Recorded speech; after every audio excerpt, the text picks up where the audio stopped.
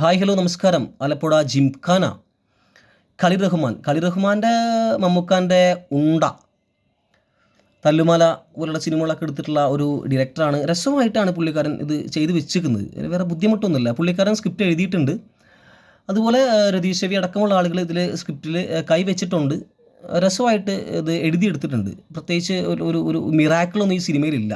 പടം തുടങ്ങുമ്പോഴേ നമുക്ക് ഈ സിനിമയുടെ എല്ലാ വശങ്ങളും നമുക്ക് മനസ്സിലാവുന്ന രീതിയിലാണ് ഈ സിനിമ എടുത്തിരിക്കുന്നത്. വിഷ്ണു വിജയുടെ BGM, വിഷ്ണു വിജയ് ഗംഭീരമായിട്ടുള്ള ഒരു ബാക്ക്ഗ്രൗണ്ട് സ്കോർ ഇടുന്ന ആളൊന്നുമല്ല. പക്ഷേ എങ്കിലും ആ സിനിമയ്ക്ക് വേണ്ട രീതിയിൽ പുള്ളിക്കാരൻ ആ ഒരു സ്കോറൊക്കെ ഇട്ട് തരുന്നുണ്ട്. ആദ്യ പകുതി കുറച്ച് ബുദ്ധിമുട്ടായി ഫീൽ ചെയ്യും. കാരണം ഈ സിനിമയ്ക്ക് ഓൾറെഡി നമുക്ക് പ്രത്യേകിച്ച് സ്റ്റോറിയൊന്നുമില്ല. പക്ഷേ ഇതിൽ ഒരുപാട് ക്രിഞ്ച് സീനുകളുണ്ട്. കാരണം നമ്മൾ ഈ പറയുന്ന പോലെയുള്ള ഈ സിനിമകൾ, പ്രത്യേകിച്ച് ഖാലിർ റഹ്മാൻ്റെ പടങ്ങൾക്കുള്ള പ്രത്യേകത എന്താ അറിയോ? അത് നിർബന്ധമായിട്ട് ഒരുപാട് കാര്യങ്ങളുണ്ട്. കാരണം ഇതിങ്ങനെ വേണം. നെസ്ലൻ ഇതിൽ അറിയാലോ, ആക്ടർ എന്നുള്ള നിലക്ക് പുള്ളിക്കാരൻ എനിക്ക് തോന്നുന്നു അപ്കമിങ് നല്ലൊരു ആക്ടർ ആവട്ടെ. ഞാൻ വറി ആയത് വേറൊന്നുമല്ല. കാരണം ഇത്രമാത്രം സിനിമകൾ ചെയ്യുമ്പോൾ നെസ്ലിൻ എങ്ങനെ ഇത് മെയിൻറ്റെയിൻ ചെയ്യും? എല്ലാറ്റിലും ഒരേ പരിപാടിയാണല്ലോ.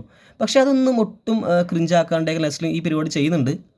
പക്ഷേ ഇതിൽ ഈ വരുന്ന ഒരുപാട് പിള്ളേരൊക്കെ വരുന്നുണ്ട്, ഒക്കെ സെറ്റാണ്. പക്ഷേ ഈ സ്റ്റോറിയിലേക്ക് വരുമ്പോൾ ഇത് ഒരുപാട് ക്രിഞ്ച് സീനുകളുണ്ട്. ഈ നെസ്ലിന് ഒരിക്കലും ഒരു ഒരു ഒരു ഒരു റൊമാൻറ്റിക് സീൻ വേണം എന്ന് നിർബന്ധമാണ് എല്ലാ സിനിമകളിലും. അതിന് ആവശ്യമില്ല. അപ്പോൾ ഐ എം കാതൽ എന്നുള്ള സിനിമ അത് ഫ്ലോപ്പായിട്ടുള്ള എനിക്ക് തോന്നുന്നു ഏറ്റവും എക്സാമ്പിളാണ്. ഐ എം കാതലിനൊക്കെ നല്ല പടമാണ്. പക്ഷേ ഐ എം കാതലല്ല, മൈ നെയിം ഈസ് കാതലൻ. അത് ഒരു ഫ്ലോ ഫിലിമാണ്. പക്ഷേ അതിൽ ഒരു ഒരു ഒരു ക്രിഞ്ച് ഒരു ലവ് സ്റ്റോറി പറയുന്നുണ്ട്. അങ്ങനെ ലവ് സ്റ്റോറി ഒന്നും വേണ്ട ആവശ്യമൊന്നുമില്ല. ഇതൊക്കെ എന്ന് വെച്ചാൽ ലവ് സ്റ്റോറി ആണെങ്കിൽ പോലും ആ ഒരു സിനിമയിൽ പെൺകഥാപാത്രങ്ങൾക്ക് ഒരു പ്രാധാന്യം ജിംഖാനിൽ കൊടുത്തിട്ടില്ല.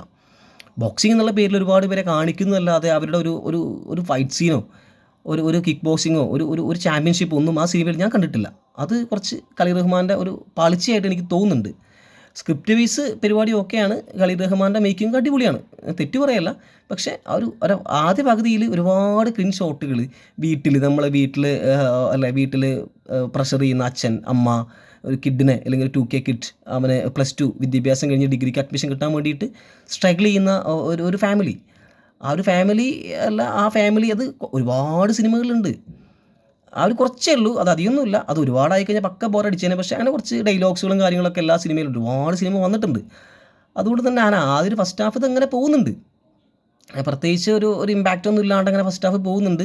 അവർക്ക് ഗവൺമെൻറ് കോളേജിൽ സീറ്റ് കിട്ടണം. അതിനിടയ്ക്ക് ജില്ലാതല മത്സരങ്ങളിൽ അവർ പങ്കെടുക്കുന്നുണ്ട്, അത് വിജയിക്കുന്നുണ്ട്. അതൊക്കെ രസമായിട്ട് ചെയ്തിട്ടുണ്ട്. ഒരു നിർഭാഗ്യവശാൽ വിജയിക്കുന്ന ഒരു സീനൊക്കെ ഉണ്ട്. അതൊക്കെ രസമായി ചെയ്തിട്ടുണ്ട്. പ്രത്യേകിച്ച് ഗണപതി ഇതിൽ നൈസായിട്ട് അഭിനയിച്ചിട്ടുണ്ട് കേട്ടോ. ഗണപതി എനിക്ക് 90 കിട്ടാം. അവൻ്റെ പഴയ സിനിമകൾ, ഇപ്പോൾ ഞാനൊക്കെ ചെറുപ്പത്തിലടക്കം പുള്ളിക്കാരൻ്റെ ചെറുപ്പത്തിൽ ഒരുപാട് സിനിമകൾ കണ്ടിട്ടുണ്ട്. അപ്പോൾ ആ സിനിമകളിലൊക്കെ വിനോദയാത്രയിലടക്കമുള്ള പാലും പടവും നമുക്ക് മറക്കാൻ പറ്റില്ല.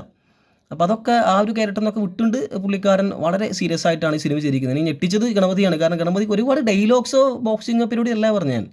പക്ഷേ ആ ഒരു ക്യാരക്ടർ, ബോക്സിങ് കൊണ്ടില്ല എന്നല്ല, പക്ഷേ ആ ഒരു പുള്ളിക്കാരൻ നേരെ ഓപ്പോണൻ്റ് ആയിട്ടാണ് ആൾ വർക്ക് ചെയ്തിരിക്കുന്നത്. ആ വർക്ക് നൈസായിട്ട് അക്സെപ്റ്റഡ് ആയിട്ടുണ്ട്. ആളുകൾക്ക് നല്ല കയ്യടികളും തിയേറ്ററിൽ കിട്ടുന്നുണ്ട്.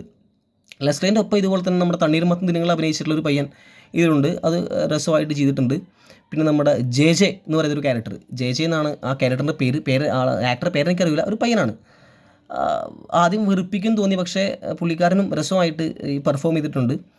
വിഷ്ണു വിജയുടെ BGM, ഒരുപാട് സിനിമകൾ വിഷ്ണു വിജയ് അറിയാലോ, പുള്ളിക്കാരൻ വലിയ ഗംഭീരമായിട്ടുള്ള സ്കോറൊന്നും കൊടുത്തിട്ടില്ല. സിനിമയ്ക്ക് വേണ്ട ആ ഒരു സ്കോറ് പുള്ളിക്കാരൻ കൊടുത്തിട്ടുണ്ട്. ഒരു ഒരു ഒരു ഒരു ഒരു ഓട്ടോമാറ്റിക് സ്കോർ എന്ന് പറയില്ല, നമ്മൾ ഓട്ടോമാറ്റിക്കായിട്ട് ഇതിങ്ങനെ വന്നുകൊണ്ടിരിക്കും. പ്രത്യേകിച്ചൊരു ഗംഭീര ഇമ്പാക്റ്റൊക്കെ കൊടുക്കുന്നത് ക്ലൈമാക്സിൽ കൊടുക്കുന്നുണ്ട് പുള്ളിക്കാരൻ, ഇമ്പാക്റ്റുകളൊക്കെ കൊടുക്കുന്നുണ്ട്. അങ്ങനെ ഒരു ആദ്യ പകുതിയിൽ ഒരുപാട് ക്രിഞ്ച് സീനുകളും സ്റ്റോറി ബേസൊക്കെ പോകുന്നുണ്ട്. നിഷാദ് സാറിൻ്റെ അറിയാമല്ലോ, ഞാൻ പറഞ്ഞ ഓൾറെഡി നിങ്ങൾക്കറിയാം. നിഷാദ് യൂസഫ് അദ്ദേഹം ജീവിച്ചിരിപ്പില്ല. മമ്മൂക്കാൻ്റെ ബസൂക്ക അടക്കം ചെയ്തിട്ടുള്ള എഡിറ്ററാണ്. നൈസായിട്ട് ചെയ്തിട്ടുണ്ട്. കാരണം ഇത് 2-2.5 മണിക്കൂർ എഡിറ്റ് ചെയ്ത് വെക്കണ്ടേ? ഇത് ഒരു സ്പോർട്സ് ഫിലിമല്ലേ. പ്രത്യേകിച്ച് കുറേ ഒരു ഫാമിലി ഓഡിയൻസ് കാണാൻ പറ്റിയ പടം ഞാൻ പറയുന്നില്ല. ഇത് പിള്ളേരോടൊപ്പം അടിച്ച് വിളിച്ച് ഫ്രണ്ട്സൊക്കെ ആയിട്ട് നിങ്ങൾക്ക് സെലിബ്രേറ്റ് ചെയ്യാൻ പറ്റിയൊരു സിനിമയാണ്. അത് രസമായിട്ട് എഡിറ്റ് ചെയ്ത് നിഷാദ് സാർ വെച്ചിട്ടുണ്ട്. ഖലീൽ റഹ്മാൻ നൈസായിട്ട് മേക്ക് ചെയ്തിട്ടുണ്ട്. പക്ഷേ ആദ്യപകുതി കുറച്ച് ബുദ്ധിമുട്ടാണെങ്കിലും രണ്ടാം പകുതി രസമായിട്ടുണ്ട്. അനഘാരവി കാതലിൽ എന്നുള്ള സിനിമയിൽ മമ്മൂക്കാൻ്റെ മകളായിട്ട് വന്നിട്ടുള്ള ഒരു ആക്ട്രസ് രസമായിട്ട് ചെയ്തിട്ടുണ്ട്. പെൺകുട്ടികൾക്ക് പ്രത്യേകിച്ച് സിനിമയിൽ വലിയ പ്രാധാന്യം കൊടുത്തിട്ടില്ല എന്നാണ് എനിക്ക് തോന്നുന്നത്. പല സീനുകളും ശ്രദ്ധിച്ചപ്പോൾ എനിക്കെന്നെ മനസ്സിലായത്. സെക്കൻഡ് ഹാഫിൽ ഈ സിനിമ ഒന്ന് ഹൈ റേഞ്ച് ആവുന്നുണ്ട്. കാരണം ഈ സിനിമ പിന്നെ പ്രത്യേകിച്ച് ഫുള്ള് ബോക്സിങ്ങാണ്. ഇടി എന്ന് പറഞ്ഞാൽ ശരിക്കും ഇടിയാണ്. കാരണം ബോക്സിങ് കറക്റ്റായിട്ട് ലൈവായിട്ട് കാണിച്ച് നല്ല കഷ്ടപ്പെട്ടിട്ട് പിള്ളേർ നല്ല ഇടി കിട്ടിയിട്ടുണ്ട്, നല്ല ഇടി ഇടിച്ചിട്ടുമുണ്ട്. അതാണ് സിനിമ. കാരണം നമ്മൾ പ്രത്യേകിച്ച് ഇപ്പോൾ ഒരുപാട് സിനിമകൾ, ബോക്സിംഗ് ഫിലിമുകൾ കണ്ടിട്ടുണ്ട്. മലയാളത്തിൽ കുറവാണ്. പക്ഷേ പല ഹോളിവുഡ്, ബോളിവുഡ് പരിപാടികൾ അറിയാലോ, കുറേ ആനിമേഷൻ കൊടുത്തുകൊണ്ട് പരിപാടി. ഇത് ആനിമേഷൻ പരിപാടിയൊക്കെ കുറവാണ്. ഇടി എന്ന് പറഞ്ഞാൽ ശരിക്കും ഇടിയാണ്. നെസ്ലിനൊക്കെ ഇടി കിട്ടുന്നുണ്ട്, നമുക്കിനെ കിളി മാറും. ഒമിറ്റ് ചെയ്യുന്നുണ്ട്, ഇടിക്കുന്നുണ്ട്, അല്ലേ, തല വേനിക്കുന്നുണ്ട്, തല കറങ്ങി വീഴുന്നുണ്ട്. അതിനുശേഷമുള്ള സീനുകൾ കുറച്ച് കോമഡി അറിയാലോ. നെസ്ലിൻ ടീംസിൻ്റെ പിന്നെ ആ ഒരു തണ്ണീർമത്തൻ്റെ കുറച്ച് ടീമുകളും പിന്നെ വേറെ കുറച്ച് ആളുകളൊക്കെ ഉണ്ട്. ആ ഒരു കോമഡി പരിപാടിയൊക്കെ രസമായിട്ട് ഇതിൽ വർക്കൗട്ടായിട്ടുണ്ട്. അതാണ് ഒരു കയ്യടിയാണ്, ഗംഭീര കയ്യടി കൊടുക്കണം. കാരണം കോമഡികൾ കയ്യടിക്കെന്ന് പറഞ്ഞാൽ ആളുകൾ കുറവാണിപ്പോൾ. കാരണം കോമഡി എപ്പോഴും നമ്മൾ ഫ്രഷ്നെസ് നമുക്ക് വേണം. ഇപ്പോൾ പണ്ടത്തെ ജഗതി സാറിൻ്റെ, ഇന്നസെൻറ്റ് സാറിൻ്റെ കോമഡി നമ്മൾ കേൾക്കുമ്പോൾ കയ്യടിക്കുന്നുണ്ട്. പക്ഷെ അങ്ങനത്തെ ആ ഒരു സ്കോറിങ്ങൊന്നും ഇപ്പോൾ പലർക്കും നടക്കുന്നില്ല. അപ്പോൾ ഇടയിൽ കയറി വരുന്ന ചില കോമഡികൾ മാത്രമേ ഉള്ളൂ. അത് പിന്നെ മറന്നു പോകും. അങ്ങനെ മറക്കുന്ന കോമഡികൾ കയ്യടിക്കുന്നു പറഞ്ഞു കഴിഞ്ഞാൽ ഗംഭീരമായിട്ടുള്ളൊരു ഒരു കഴിവ് തന്നെയാണ്. ചെറിയ ചെറിയ കോമഡികളൊക്കെ രസമായിട്ട് എല്ലാവരെയും എൻജോയ് ചെയ്യുന്നത് ഞാൻ കണ്ടു.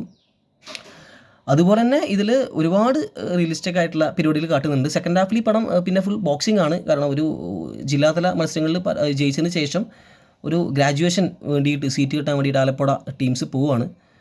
ആ പോകുന്ന പോക്കിൽ ഒരുപാട് ഇടി വാങ്ങിക്കുന്നുണ്ട്, മത്സരിക്കുന്നുണ്ട്, ജയിക്കുന്നുണ്ട്. ക്ലൈമാക്സ് നമുക്ക് ഇതിൽ വില്ലൻ നായകൻ എന്നുള്ള പരിപാടിയൊന്നുമില്ല. എല്ലാവരും വില്ലന്മാരാണ്, എല്ലാവരും നായകന്മാരാണ്, എല്ലാവരും സെൽഫിഷാണ്, എല്ലാവരും ഒരു ടീം സ്പിരിറ്റാണ്. ആ ഒരു പരിപാടികൾ രസമായി ചെയ്തിട്ടുണ്ട്. ഖൈർ റഹ്മാൻ്റെ പ്രത്യേക കഴിവാണത്. തല്ലുമാലയും മുണ്ടയും അടക്കമുള്ള സിനിമകളിൽ പുള്ളിക്കത് നായകനൊന്നുമില്ല. പുള്ളിക്കാരൻ സ്ക്രിപ്റ്റ് കൊടുക്കും, വേണമെങ്കിൽ പെർഫോം ചെയ്യാം. സ്ക്രിപ്റ്റ് ഞാൻ തരാം, നിങ്ങൾക്ക് പറ്റുമെങ്കിൽ ഇത് പെർഫോം ചെയ്താൽ മതി. അത് മമ്മൂക്കയായാലും വേണ്ടില്ല. ലുക്മാൻ ഇതിൽ ഒരു വേഷം ചെയ്തിട്ടുണ്ട്. ലുക്മാൻ സാധാരണ സിനിമകൾ നമുക്ക് ഈ രഞ്ജി പണിക്കർ സാറൊക്കെ ആണ് കോച്ചായിട്ടൊക്കെ ഉണ്ടാവുക പല സിനിമകളിലൊക്കെ. ഇതിൽ നേരെ തിരിച്ചിട്ട് ലുക്മാനാണ് കോച്ചായിട്ടുള്ളത്. പുള്ളിക്കാരൻ്റെ ഒരു ഫ്ലാഷ് ബാക്ക് ഉണ്ട്, കാട്ടിയിട്ടില്ല, എന്തോ ഭാഗ്യം. വളരെ മോശം ഒരു ക്രിഞ്ച് പരിപാടിയാണ്. ക്രിഞ്ച് എന്ന് പറഞ്ഞു കഴിഞ്ഞാൽ നിങ്ങൾ ദേഷ്യപ്പെടണ്ട, വളരെ മോശം സ്റ്റോറിയാണ്. പുള്ളിക്കാരൻ ആ ഡയലോഗ്സ് പറയുന്നതൊക്കെ ചില സീനിലൊക്കെ എന്ത് പരിപാടി, ഇത് എല്ലാ സിനിമയും കാണുന്നല്ലേ. ഒരു റിവെഞ്ച് ആയിട്ടുള്ള കോച്ച്, അതിൻ്റെ ആ പരിപാടി അതൊക്കെ മാറ്റി പിടിച്ചിട്ടുണ്ട്. അത് കാട്ടിയിട്ടില്ല, എന്തോ ഭാഗ്യം കൊണ്ട്. ഒരു ഡയലോഗ് കൊണ്ട് അത് അവസാനിപ്പിച്ച്. ഞാൻ പ്രതീക്ഷിച്ചത് കാട്ടുമെന്ന്. അപ്പീസിന് 3 മണിക്കൂർ ഉണ്ടാവും, അത്രയും എടുത്തിട്ടില്ല. ഒരു 1-2 ഡയലോഗ് കൊണ്ട് ലുക്മാൻ ആ പരിപാടി അവിടെ അവസാനിപ്പിക്കുന്നുണ്ട്. രസമായിട്ടാണ് ലുക്മാൻ ചെയ്തിട്ടുള്ളത്, കുഴപ്പമൊന്നുമില്ല.